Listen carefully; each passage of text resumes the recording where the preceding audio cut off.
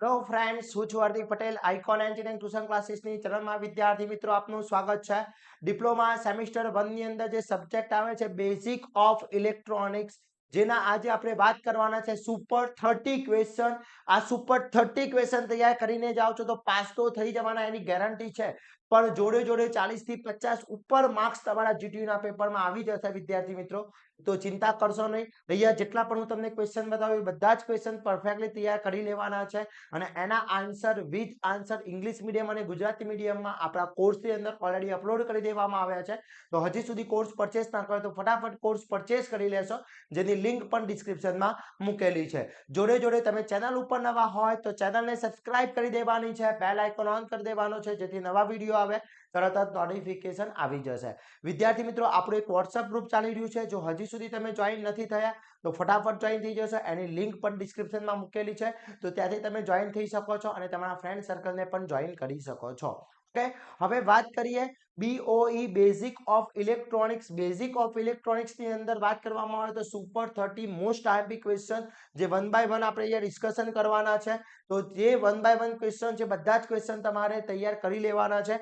એમાં first question છે active components and passive components. ચલો, એક્ટિવ કમ્પોનન્ટ્સ કોને કહેવામાં આવે છે? તો સિમ્પલ ભાષાની અંદર વાત કરવામાં આવે એક્ટિવ કમ્પોનન્ટ્સ એટલે શું થશે? એક્ટિવ કમ્પોનન્ટ્સ ની અંદર વાત કરીએ આપણે એક્ટિવ કમ્પોનન્ટ્સમાં, તો એક્ટિવ કમ્પોનન્ટ્સ એટલે શું કે સિગ્નલનું પ્રોસેસિંગ કરી શકે, સિગ્નલનું પ્રોસેસ થઈ શકે અને ઇલેક્ટ્રિક એનર્જી આપી શકે. શું શકે? આપી શકે, ઇલેક્ટ્રિક એનર્જી આપી શકે તેવા કમ્પોનન્ટ્સને આપણે શું કહીએ છીએ? એક્ટિવ કમ્પોનન્ટ્સ કહીએ છીએ. પેસિવ કમ્પોનન્ટ્સ કોને કહેવામાં આવે છે? પેસિવ કમ્પોનન્ટ્સમાં સિગ્નલનું પ્રોસેસિંગ થઈ શકતું નથી, ઇલેક્ટ્રિક એનર્જી આપી શકતા નથી, તેવાને આપણે શું કહીએ છીએ? પેસિવ કમ્પોનન્ટ્સ કહીએ છીએ. ઓકે, એક્ટિવ કમ્પોનન્ટ્સ, પેસિવ કમ્પોનન્ટ્સની ડેફિનેશન કરી લેજો. ઘણી વખતે એક્ટિવ કમ્પોનન્ટ્સ, પેસિવ કમ્પોનન્ટ્સના ઉદાહરણ પણ પૂછાય છે. ચલો, એક્ટિવ કમ્પોનન્ટ્સમાં કયા કયા ડિવાઇસ આવશે અને પેસિવ કમ્પોનન્ટ્સમાં કયા કયા ડિવાઇસ આવશે, એના તમારે મને કોમેન્ટ મોકલવાના છે. જોઈએ કેટલા વિદ્યાર્થી મિત્રો કોમેન્ટ મોકલે છે. એક્ટિવ કમ્પોનન્ટ્સમાં કયા કયા કમ્પોનન્ટ્સ આવે અને પેસિવ કમ્પોનન્ટ્સમાં કયા આવે, એનો ડિફરન્ટ પણ પૂછી શકે છે.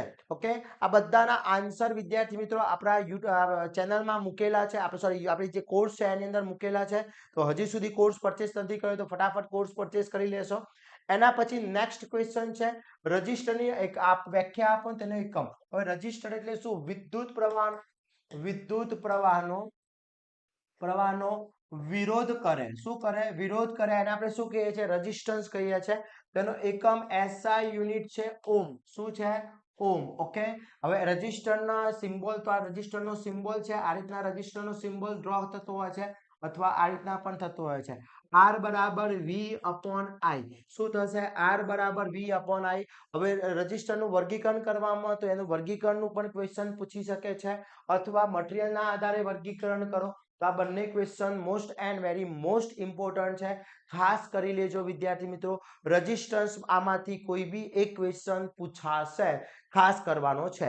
ઓકે, એના પછી વિદ્યાર્થી મિત્રો વાત કરીએ તો કલર કોડિંગની મદદથી આ કલર કોડિંગ વાળો ક્વેશ્ચન એક્ઝામ્પલ 100% પૂછાશે. હવે કલર કોડિંગ આપણે શીખવું છે તો એની અંદર જે ફર્સ્ટ ડિજિટ હોય છે, હવે ફર્સ્ટ ડિજિટ શું બતાવે છે? એનો ફર્સ્ટ ડિજિટ તમારે ફર્સ્ટ સેકન્ડ ડિજિટ શું કરવાનું છે અને થર્ડ ડિજિટ એ મલ્ટીપ્લાયરમાં હશે. ઓકે, તો કોઈ બી કલર કોડિંગ છે એની અંદર ફર્સ્ટ ડિજિટ જે છે એ ફર્સ્ટ ડિજિટ તમારું શું બતાવશે? એની અંદર વિદ્યાર્થી મિત્રો પ્રથમ કલર બેન્ડ, બીજો કલર બેન્ડ સિગ્નિફિકેશન નંબર બતાવશે, દ્વિતીય, તૃતીય અને લાસ્ટ જે હશે એ તમારો ટોલરન્સ બતાવશે. સપોઝ તમને એવું કીધું છે અહીંયા, સપોઝ તમને એક્સપોર્ટ એક્ઝામ્પલ સમજી લઈએ. એક્સપોર્ટ એક્ઝામ્પલ મને કલરનો આપેલા છે, એને એવું કીધું છે કે યલો કલર છે, એક યલો કલર છે, એક બ્લેક કલર છે, પછી એક મને ઓરેન્જ કલર કીધો છે, ઓરેન્જ કીધો છે અને એને ટોલરન્સ કીધું છે ગોલ્ડ. ઓકે, તો આની વેલ્યુ શું થાય? પહેલો યલો, ચલો યલો કલર શું છે? આ યલો, તો યલો નું ડિજિટ શું છે? 4. તો અહીંયા 4 આવી ગયો. ઓકે, એના પછી બીજો ડિજિટ શું છે? બ્લેક. બ્લેક નો ડિજિટ શું છે? 0. આ કોષ્ટક યાદ રાખવું પડશે. બ્લેક નો ડિજિટ 0. પછી ઓરેન્જ, ઓરેન્જ નો ડિજિટ શું છે? ઓરેન્જ, ઓરેન્જ નો ત્રીજો ડિજિટ શું બતાવે છે? 10:3. તો એ શું બતાવે? મલ્ટીપ્લાયર. પહેલો ડિજિટ ફર્સ્ટ ડિજિટ અને સેકન્ડ ડિજિટ એ કમ્પલસરી આવશે અને થર્ડ ડિજિટ એ મલ્ટીપ્લાયરમાં જશે. મલ્ટીપ્લાયર, તો મલ્ટીપ્લાયરમાં ગયું 10:3. અને આ જે ટોલરન્સ છે એ ટોલરન્સ વિદ્યાર્થી મિત્રો પ્લસ ઓર માઇનસમાં આવશે. ટોલરન્સ હોય તો પ્લસ ઓર માઇનસમાં આવશે. ટોલરન્સ આપી દીધો છે ગોલ્ડ, તો ગોલ્ડનો ટોલરન્સ કેટલો છે +5. તો આ તમારું એનો વેલ્યુ થઈ ગઈ. ઓકે, આ વેલ્યુ વાળો એક્ઝામ્પલ પૂછાશે, ફાઇનલ પૂછાશે. ઘણી વખતે તમને આ રીતના આપી દીધો હોય, અહીંયા આપ્યો છે 3.3 કિલો ઓમ, 3.3 કિલો ઓમ કીધું છે, ઓમ કિલો ઓમ છે. હવે કિલો ઓમમાંથી ઓમમાં ફેરવવો હોય તો શું થશે, 3.3 ગુણ્યા 10⁻³ થાય. ઓકે, 3.3 ગુણ્યા 10⁻³ થશે. એટલે એને આપણે કેવું હોય તો શું કહી શકાય, 3.3 છે તો 33 ગુણ્યા 10⁻² ઓમ કહેવાશે. ઓકે, ચલો હવે આનો કલર કોડ જોઈએ. તો 3 પેલો ડિજિટ 3, 3 કોનો નંબર છે, 3 કોનું છે, ઓરેન્જ. તો શું આવશે, ઓરેન્જ. પછી બીજો બી ઓરેન્જ. ચલો ત્રીજો ડિજિટ મલ્ટીપ્લાય 10:2 મલ્ટીપ્લાયર શું બતાવે છે, રેડ. Orange orange red. કે જરૂરી નથી કે દરેક વખતે ટોલરન્સ આપેલો હોય, ના બી આપેલો હોય ટોલરન્સ. ઓકે, તો અહીંયા ટોલરન્સ નથી આપ્યો તો ઓરેન્જ ઓરેન્જ રેડ થશે. ચલો ભાઈ તિરંગાનો કલર ઓરેન્જ, વ્હાઈટ અને ગ્રીન. આના માટેનો શું થશે એ તમારે મને કોમેન્ટ કરવાનું છે. ઓરેન્જ વ્હાઈટ અને ગ્રીન એના માટેનો તમારે મને કોમેન્ટ કરવાનો છે વિદ્યાર્થી મિત્રો. તો 110% આ એક ક્વેશ્ચન એક્ઝામ્પલ જીટીયુ ના પેપરમાં હશે, હશે, ફાઇનલ હશે. ક્લિયર? ઓકે, ચલો એના પછી નેક્સ્ટ વાત કરી લઈએ, કેપેસિટર એટલે શું. તો કેપેસિટર ની વાત કરવામાં આવે તો બે પ્લેટ વચ્ચે, બે ડાઇલેક્ટ્રિક પ્લેટ વચ્ચે જે વીજ પ્રવાહ અથવા વીજ ભાર સંગ્રહ કરે છે અથવા સંગ્રહ કરવાની ક્ષમતાને આપણે કેપેસિટન્સ કહીએ છીએ, કેપેસિટન્સ કહીએ છીએ. એનો સિમ્બોલ છે આ રીતનો સિમ્બોલ છે કેપેસિટરનો. આ એનો સિમ્બોલ છે, પ્લસ માઇનસ હોય છે કેપેસિટર ની અંદર, જ્યારે રેઝિસ્ટર ની અંદર પ્લસ માઇનસ હોતો નથી. Okay, clear? બીજી વસ્તુ વાત કરવામાં આવે, કેપેસિટર નું સૂત્ર થશે C = Q/V. ઓકે, એનો એકમ થશે ફેરાડે, એકમ થશે ફેરાડે. ઓકે, F વડે દર્શાવવામાં આવે છે, પણ આપણે જરૂરી એના ફેરાડેની જગ્યાએ આપણે કયા કયા એકમ લઈએ છીએ, micro farad, pico farad, nano farad. Okay, તો આ બધા એના એકમ લેતા હોઈએ છીએ. ક્લિયર? ઓકે, તો આ કેપેસિટરના ઉપયોગો, કેપેસિટર એટલે શું, કેપેસિટરના પ્રકાર જણાવવાના છે. ક્લિયર? ક્વેશ્ચન પૂછાશે, ખાસ કરી લેજો. એના પછી ઇન્ડક્ટરનું કાર્ય જણાવો, તેના પ્રકાર લખી તેના ઉપયોગો જણાવો. હવે ઇન્ડક્ટરનું કાર્ય કીધું છે, તો ઇન્ડક્ટરનું કાર્ય જણાવો, તેના પ્રકાર. હવે ઇન્ડક્ટર એટલે શું, તો ઇન્ડક્ટરનું કાર્ય શું છે, તારનું ગૂંચળું. ઇન્ડક્ટરનું કાર્ય શું છે, તારનું ગૂંચળું છે. શું છે, તારનું ગૂંચળું. ઓકે, ઇન્ડક્ટરને, તો ઇન્ડક્ટર એ તારનું ગૂંચળું છે. એની અંદરથી શું થશે, એ ઇન્ડક્ટર શું કરે છે, ડીસી પ્રવાહ હોય એને શું કરે છે, પાસ આઉટ થવા દે છે. એસી પ્રવાહને પાસ આઉટ થવા દેતું નથી. ઓકે, પછી એના પછી ફેરાડે ઇલેક્ટ્રિક મેગ્નેટિક ઇન્ડક્શનનો નિયમ મોસ્ટ આઈએમપી છે. અને ડીસી સપ્લાય અને એસી સપ્લાય. તો ડીસી સપ્લાય અને એસી સપ્લાય નો ડિફરન્ટ પૂછાશે. તો ડીસી સર્કિટ ની અંદર શું હોય છે, ડાયરેક્ટ કરંટ હોય છે, ડાયરેક્ટ કરંટ. આમાં અલ્ટરનેટિવ કરંટ હશે. પછી આમાં પોઝિટિવ તો પોઝિટિવ, નેગેટિવ તો નેગેટિવ. આની અંદર શું હશે, પોઝિટિવ નેગેટિવ સાયકલ આવતી હશે આ રીતની. આમાં ફ્રીક્વન્સી ના હોય, એફ ના હોય, ફ્રીક્વન્સી ના હોય, આમાં ફ્રીક્વન્સી હોય. આ એનો મેઇન ડિફરન્ટ છે. આટલા ક્વેશ્ચન ખાસ કરી લેજો, બહુ જ ઇમ્પોર્ટન્ટ ક્વેશ્ચન છે. વેરી મોસ્ટ આઈએમપી ક્વેશ્ચન છે વિદ્યાર્થી મિત્રો. ક્લિયર? ઓકે, એના પછી વાત કરવામાં આવે કે વાહક, અવાહક અને અર્ધવાહક પદાર્થ તેમની એનર્જી બેન્ડ સાથે સમજાવો. તો વાહક કોને કહેવામાં આવે છે, વાહક એટલે શું, તો ઇલેક્ટ્રિક કરંટ સહેલાઈથી પસાર થવા દે એને આપણે વાહક કહીએ છીએ. અર્ધવાહક કોને કહેવાય, તો ઇલેક્ટ્રિક કરંટ પસાર થવા દે અથવા ના થવા દે. હવે અહીંયા એના ડાયાગ્રામ દોરવાના રહેશે. વાહકની અંદર શું હશે, આ વાહકનો ફોરબિડન ગેપ એકદમ 0 હશે, એને વાહક કહીએ છીએ. અર્ધવાહકમાં ફોરબિડન ગેપ હશે, ફોરબિડન ગેપ હશે પણ ઓછી હશે. અને અહીંયા શું હશે, તમારા અવાહકમાં ફોરબિડન ગેપ બહુ જ વધારે હશે. તો આ રીતના તમારે સમજાવવાના થશે. પછી energy band, valence band, conduction band અને ફોરબિડન ગેપની વ્યાખ્યા. એન ટાઈપ મટીરીયલ, પી ટાઈપનું મટીરીયલ વેરી મોસ્ટ આઈએમપી છે. એન ટાઈપ અને પી ટાઈપ બંનેમાંથી એક અથવા બંને 110% જીટીયુના પેપરમાં પૂછાશે. ખાસ કરી લેજો વિદ્યાર્થી મિત્રો. ઓકે, એની ક્વેરી એના પછી અર્ધવાહકની કંડક્ટિવિટી પર અસર કરતા પરિબળો, એના ટેમ્પરેચર શું ઇફેક્ટ કરે છે, એ ક્વેશ્ચન પણ very and very most important છે. તો આ inch and every question perfectly કરી લેવાના છે. તો એક પણ વિદ્યાર્થી ક્વેશ્ચન છૂટે નહીં એની ખાસ તકેદારી રાખવાની છે. ઓકે, એના પછી વાત કરીએ પીએન જંકશન ડાયોડ સમજાવો. પીએન જંકશન ડાયોડ એટલે શું? એક પી મટીરિયલ છે અને એક એન મટીરિયલ છે. આ એક પી મટીરિયલ, એક એન મટીરિયલ, એ બે મટીરિયલ ભેગા કરીને એક જંકશન બને છે અને આપણે પીએન જંકશન કહીએ છીએ.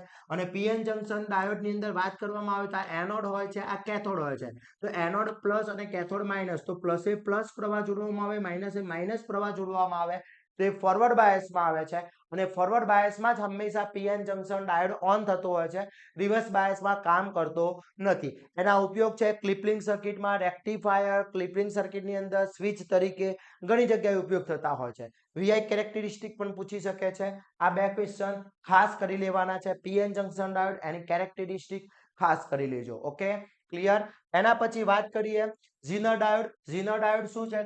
ઝીનર ડાયોડ ની વાત કરવામાં આવે તો આ ઝીનર ડાયોડ છે એ રિવર્સ બાયસમાં ઓન થાય છે, ફોરવર્ડ બાયસમાં ઓફ રહે છે. એટલે સિમ્પલ પ્લસ એ માઇનસ આપવામાં આવે, માઇનસ એ પ્લસ આપવામાં આવે તો એ કયા બાયસમાં? રિવર્સ બાયસમાં કામ કરે છે. પછી વેક્ટર ડાયોડના સિમ્બોલ દોરી કાર્ય સમજાવો. ફોટો ડાયોડનો સિમ્બોલ અને એલઈડી, આ ત્રણમાંથી એક ક્વેશ્ચન, ત્રણ ડાયોડ જે છે ફોટો ડાયોડ, વેક્ટર ડાયોડ અને એલઈડી, એમાંથી એક ક્વેશ્ચન જીટીયુના પેપરમાં હશે. ઓકે વિદ્યાર્થી મિત્રો, ખાસ કરવાનો છે. ચલો એના પછી વાત કરવામાં આવે રેક્ટિફાયર. રેક્ટિફાયર એટલે શું? તો એક એવું ઇન્સ્ટ્રુમેન્ટ રેક્ટિફાયર કે અહીંયાથી એસી પ્રવાહમાં આપવામાં આવે અને મળે ડીસી પ્રવાહ, એને રેક્ટિફાયર કહે છે. એના બે પ્રકાર છે, half wave and full wave. Okay, full wave ના બે પ્રકાર, ટુ ડાયોડ અને બ્રિજ વેવ રેક્ટિફાયર. ઓકે, તો અહીંયા ફૂલ વેવ રેક્ટિફાયર સમજાવતા બ્રિજ વેવ રેક્ટિફાયર અને હાફ વેવ, ફૂલ વેવ અને બ્રિજ રેક્ટિફાયરની સરખામણી કરવાની છે. વિદ્યાર્થી મિત્રો 100% જીટીયુના પેપરમાં પૂછાશે. ઘણા બધા એવું મને કોમેન્ટ કરતા હતા કે સર અમારે લાસ્ટ ચેપ્ટર ફિઝિક્સમાં આવે છે એમાં બધું આવતું હોય છે તો એ લખી શકાય? 110% લખાય, એ જ લખવાનું છે. Okay, clear. એટલે ખાસ કરી લેવાનું છે વિદ્યાર્થી મિત્રો. આ બધા જ ક્વેશ્ચન એમાં રેક્ટિફાયર 110% પેપરમાં આવશે. ખાસ કરી લેજો. ક્લિયર. એના પછી વાત કરીએ એનપીએન અને પીએનપી. હવે એનપીએન ટ્રાન્ઝિસ્ટર, તો એનપીએન ટ્રાન્ઝિસ્ટર અને પીએનપી ટ્રાન્ઝિસ્ટર, એનપીએન અને આ પીએનપી ટ્રાન્ઝિસ્ટર છે. અહીંયા આ પીએનપી, એનપી અને પીએનપી માં 3 લેયર હોય છે. ઓકે, બે એન મટીરિયલ, એક પી મટીરિયલ, અહીંયા બે પી મટીરિયલ, એક એન મટીરિયલ હોય છે. એના છેડા જોવા આવે તો કલેક્ટર, બેઝ અને એમીટર. ઓકે, એનો સિમ્બોલ ડ્રો કરવામાં આવે તો આ એનપીએન ટ્રાન્ઝિસ્ટર છે, એનપીએન, અને આ છે તમારો પીએનપી ટ્રાન્ઝિસ્ટર, આ પીએનપી ટ્રાન્ઝિસ્ટર છે. ઓકે, પછી ટ્રાન્ઝિસ્ટર એઝ એમ્પ્લીફાયર તરીકે સમજાવો, એ પણ મોસ્ટ ટાઈમ છે. ટ્રાન્ઝિસ્ટરના 3 કન્ફિગ્યુરેશન, કયા 3 configuration? CE, CB and CC. Common base, common emitter, common base અને કોમન કલેક્ટર. આ ત્રણે એક્સપ્લેન પણ પૂછી શકે છે અથવા એના તમને શું પૂછી, કમ્પેરિઝન પણ પૂછી શકે છે. તો આટલા ક્વેશ્ચન ખાસ કરી લેવાના છે. પછી ટ્રાન્ઝિસ્ટરને કોમન એમિટરના ઇનપુટ લાક્ષણિકતા સમજાવો, એ very and very most important છે. તો each and every question very and very most important છે, ખાસ કરી લેવાના છે વિદ્યાર્થી મિત્રો. એક પણ ક્વેશ્ચન રહી ના જાય એની ખાસ તકેદારી રાખવાની છે. Okay, clear. ચલો એના પછી આ બધા જ ક્વેશ્ચનના વિથ આન્સર આપણા કોર્સની અંદર ઓલરેડી અપલોડ કરી દેવામાં આવ્યા છે, ત્યાંથી તમે જોઈને તૈયારી કરી શકો છો. પછી 555 આઈસી નો પિન ડાયાગ્રામ દોરી સમજાવો. પિન ડાયાગ્રામ 8 પિનની આઈસી છે, 8 પિનની આઈસી છે, 1 2 3 4 5 6 7 8. ઓકે, 555 આઈસી ના ઇન્ટરનલ બ્લોક ડાયાગ્રામ દોરી સમજાવો. 555 આઈસી ની લાક્ષણિકતા અને ઉપયોગો અને 555 આઈસી નો ઉપયોગ કરી પલ્સ જનરેટર. તો આટલા ક્વેશ્ચન કરી લો એટલે જીટીયુ ની અંદર સમજી લો પાસ તો ઈઝી થઈ જવાના છો, પણ સારા માર્ક્સ આવી જશે. Okay, clear. આટલા ક્વેશ્ચન ખાસ કરી લેજો. આ વિડીયોને વધુમાં વધુ શેર કરવાનો છે જેથી દરેક વિદ્યાર્થી મિત્રો તૈયારી કરી શકે અને સારા એવા માર્ક્સ મેળવી શકે. આશા રાખું છું આ વિડીયો તમારા માટે ખૂબ જ ઉપયોગી થવાનો છે અને આવા જ નવા વિડીયો સાથે નવા દિવસે મળીએ.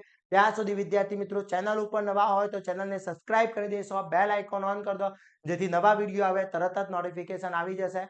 જય હિન્દ, જય ભારત.